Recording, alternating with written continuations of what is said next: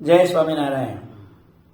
नर भगवान ने देखा मुनिजनों का मन चेहरा ऊपर शोक की झाइयां थी।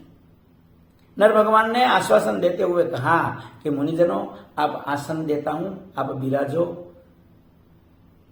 थोड़ा समय प्रभु का स्मरण करो।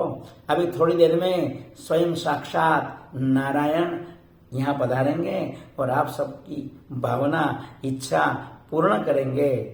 आप आए हो, थोड़ी देर में आपको साक्षात भगवान दर्शन देंगे। ऐसा नर मुनि ने आश्वासन देकर कहा।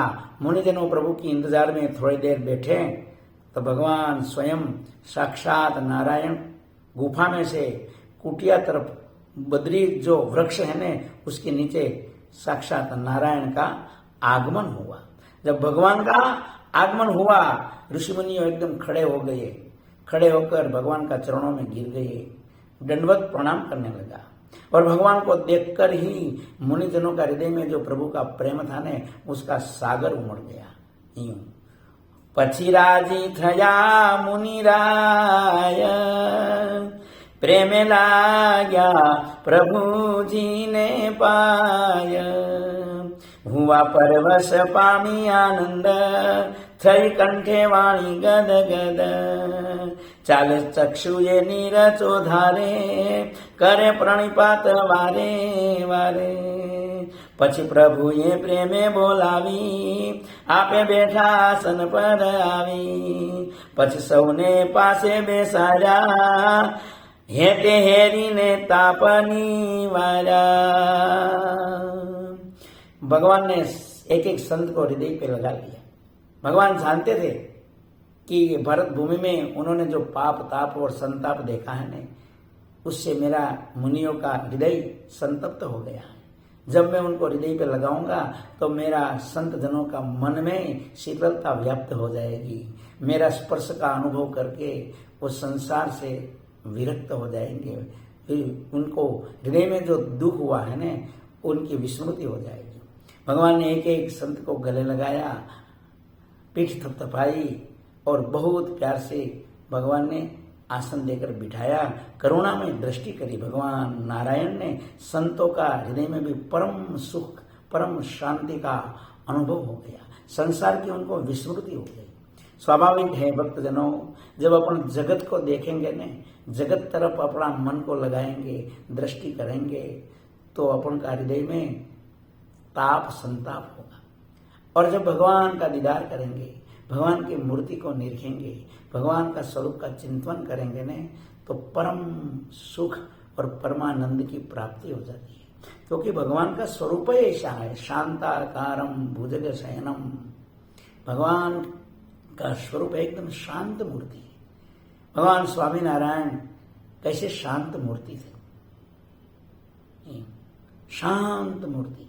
दर्शन करते ही जो जो दर्शन करे, जो प्रभु का स्पर्श करे, अरे इतना ही नहीं, जो भगवान की मूर्ति, भगवान का स्वरूप, भगवान का चरित्र, उनका जो जीवात्मा चिंतन करता है तो वो भी परम सुख को प्राप्त हो जाता है।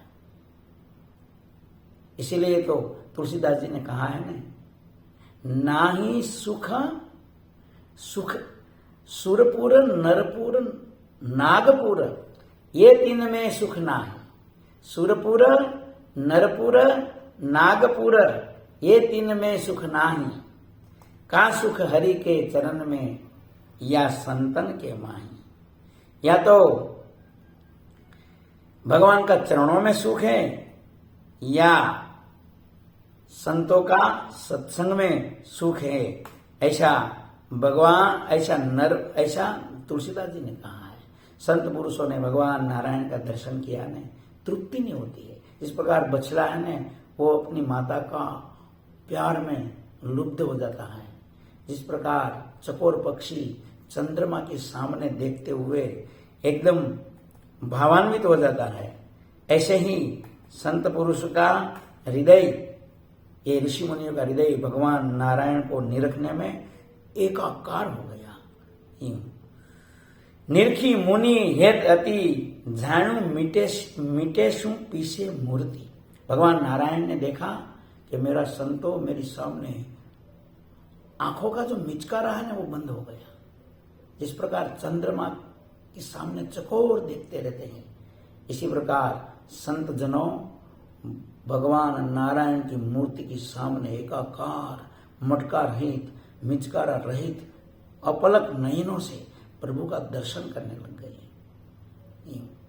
जैसे आंखों से मूर्ति को पी रहे हो, जिस प्रकार प्यासा व्यक्ति है ना वो पानी को पीता है मुख से, इसी प्रकार संत पुरुषों, मुनिजनों भगवान नारायण की मूर्ति को आंखों से पीने लग गए।